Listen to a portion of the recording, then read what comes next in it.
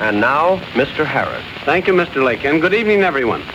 The story you're about to hear might be called unique in the annals of crime history. For this reason, the victim was a tiny, innocent baby, 7 months of age, and whom we will call Tony Valenti. Even the most hardened criminals will feel compassion for a helpless infant, but not so the murderer of this little child.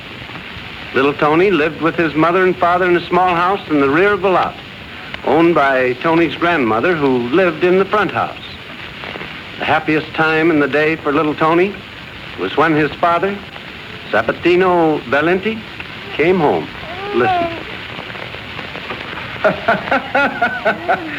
What a fine bambino. What a big, fine bambino Papa has, huh? Oh, little Tony. Little Tony. You forget I am here, Sabatino. You have not even said hello to me. Oh, but Josephine, you are the bambino's mother. When I say hello to Tony, I say hello to you, too. Maybe. Oh, come on now, Josephine. Smile for me like you used to, eh? I like to see you throw back your head and laugh. Oh, you were a beautiful girl before we get married. Before we got married, yes. But not anymore, I suppose. Oh, that is different. I know why I am not so beautiful anymore. I do not have time or money. All day I wash the dishes, wash the floors, wash for the baby. Look at my hands. Look at my hair. You're beautiful, Josephine. The mother of my child is always beautiful to me. Oh, but not to herself. Madre mia! Shut up! Josephine. I am sorry.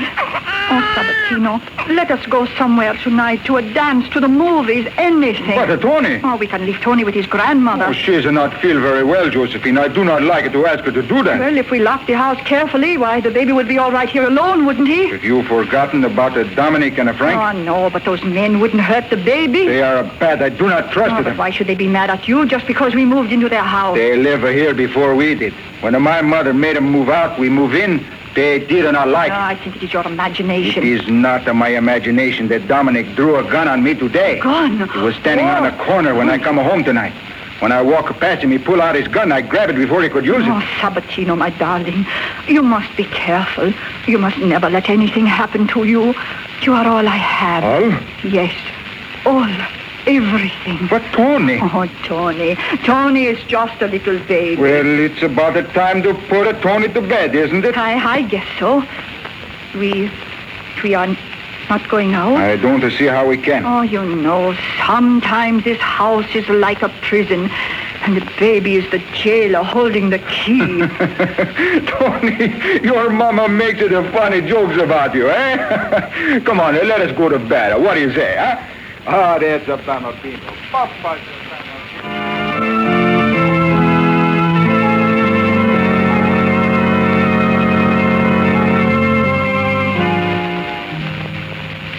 Another cup of coffee, Sabatino? No, Josephine, there is no time. Oh, you are late every morning. You don't give yourself enough time to eat. Now, Josephine. Oh, you play too long with the baby every morning. I must hurry. Goodbye, Josephine. Goodbye, Tony. See that your mama takes good care of you, eh? Goodbye, Sabatino. Goodbye.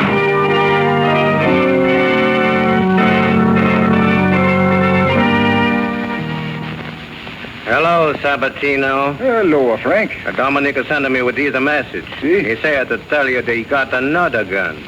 He told me to say he's going to use it. Dominic is a coward. He said to tell you he will have his revenge, and he will have it soon.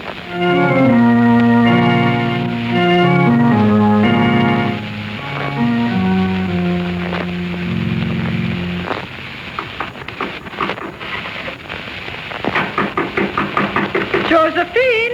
Who is it? It's Madre Valenti. Oh, just a minute. I knocked several times. Why, Josephine, you will be crying. I cannot help it. Look at the floor. I worked so hard to scrub it this morning, and now the baby has kicked the water in his bath and spoiled everything. That's too bad. Well, what's the matter with Tony? He's crying too. Oh, I don't know. He's so bad lately. Well, let me help you. I dress him while you mop the floor. Oh, all right. Come, Tony. Come to Grandmama. That's the bambino. That's the baby. No.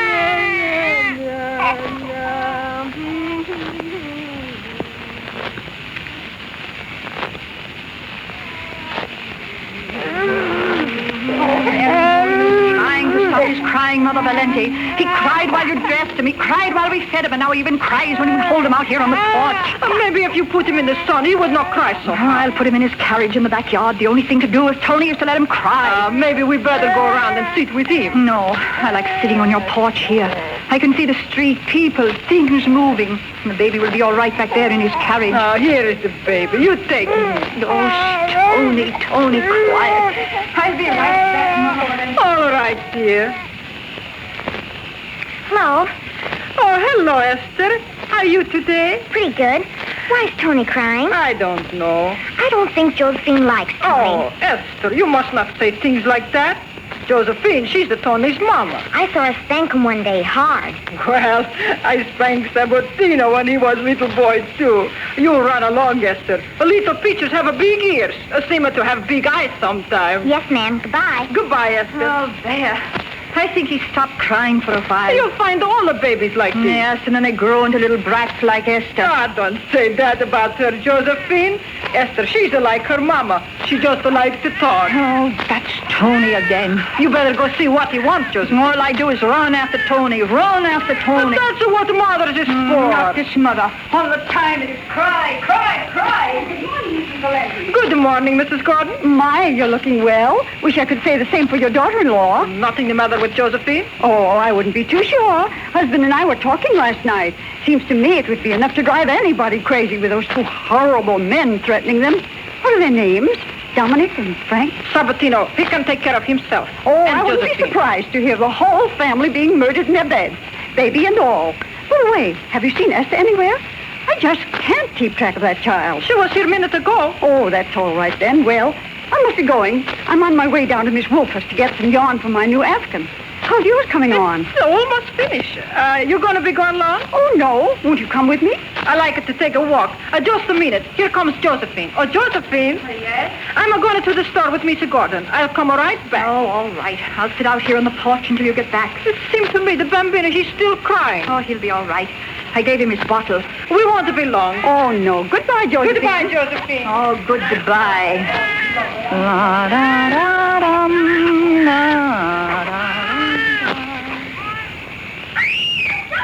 Josephine, the baby carriage is on fire. Look at that baby. The bambino. God, let me out quick. Some water. The flames are so hot. Emma, Josephine, get some water. Here's a bucket of water, Mrs. Valenti. Oh, God. Oh, look how well I put the water on it. There. The fire is out. Oh, Tony. Let the bambino. Quick. Let me see. Tony. Ah!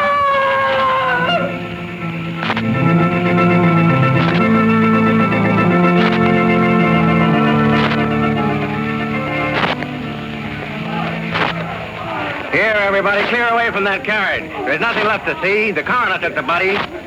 Now, Mrs. Valenti, you've told me that you have no idea of how this fire started. No, none at all. It's obvious it started in the carriage. Now, Josephine... Just a minute, Captain. See those pieces of broken glass? Well, that was the kid's milk bottle. The fire occurred just before noon when the sun was almost directly overhead. The sun's rays, intensified by passing through the glass bottle, could have ignited the blankets and started the fire. That's true. Josephine, did the baby have the bottle at the time of the fire? Yes, he did. Was the sun shining on him the last time you looked at him? No, it was straight overhead. There was no shade. It was shining on his bottle. Sounds logical to me, Chief. Yes, it does. Wait a minute, who's this? Madre mia, little Tony, my bambino.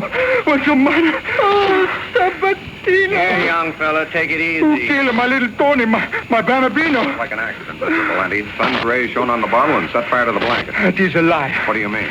There wasn't no accident. Tony was murdered, and Dominic killed him. Sabatino Valenti suspected his enemy, Dominic, of the murder of the child and demanded an investigation. Everyone who had been at the scene of the fire was questioned, and important information came from little Esther Gordon, who said, I found this box of matches near the fence around Josephine's house. I saw Josephine throw them over the fence just as the baby carriage caught fire. You saw Josephine Valenti throw them there, did you say? Yes, she lit one match, then she threw the rest of the box over the fence. What did Josephine do with the match she lit? I didn't see what she did with it. I just saw her throw the box over the fence. And upon questioning another child, Emma Robbins volunteered the following information. I saw Josephine in the yard, too. She was wringing a rag out of the basin when I saw her. Yeah, what was in the basin? I don't know. At first I thought it was water. Then I thought it smelled like gasoline. But upon questioning, Josephine Valenti declared. I did not have any matches. That child lies when she says she saw me light a match. Yes, I did wring a cloth out of a basin. It was a dishpan. The cloth was a dishcloth. There was water in the pan. There was no gasoline in the house. Captain, we found something important. What is it? It's a jug of gasoline. Gasoline. Where'd you find that? In the cellar of Josephine Valenti's house. And if you'll notice, Captain, the jug is 1/3 empty. Well, Josephine, I thought you said there was no gasoline in the house. I know nothing about it, nothing. Well, we found it in your cellar. And Just a minute, Montgomery. I think, Josephine, that you and I should pay a little visit to a place downtown. I'm going to take you to the morgue.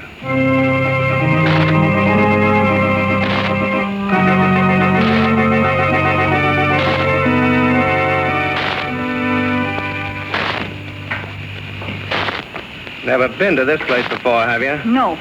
Looks like business is pretty good today. Let's see if we can find your baby here. Oh, why do you stop here? Seems to me I recognize that fella. This one here. Oh, my. Somebody was in a bad mood when they got him. Oh, fate.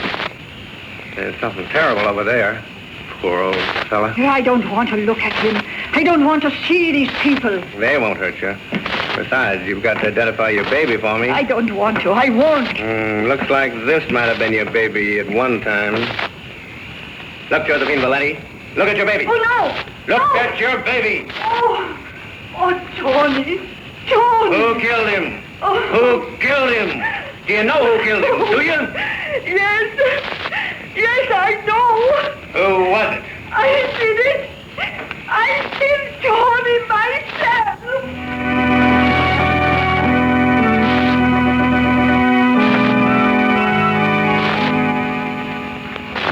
So Josephine Valenti confessed that she killed her own 7-month-old baby.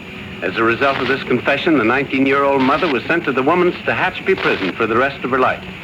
Proving, as I have so often said, the primrose path of crime has but two ultimate endings: the open door of a prison cell or violent death. Is brought home to you in this tragic true-life drama, which I have entitled A Woman's Wrath. Thank you, Mr. Harris. Ladies and gentlemen, this true-to-life radio drama was especially arranged for this station by Detective Nicholas B. Harris, chief of the internationally known Los Angeles Detective Agency bearing his name. Fictitious names and places have been used throughout this narrative, and any similarity to persons living or dead is purely coincidental. The story was dramatized for radio presentation by Elizabeth McFadden Wright and is a Carolyn Caro production.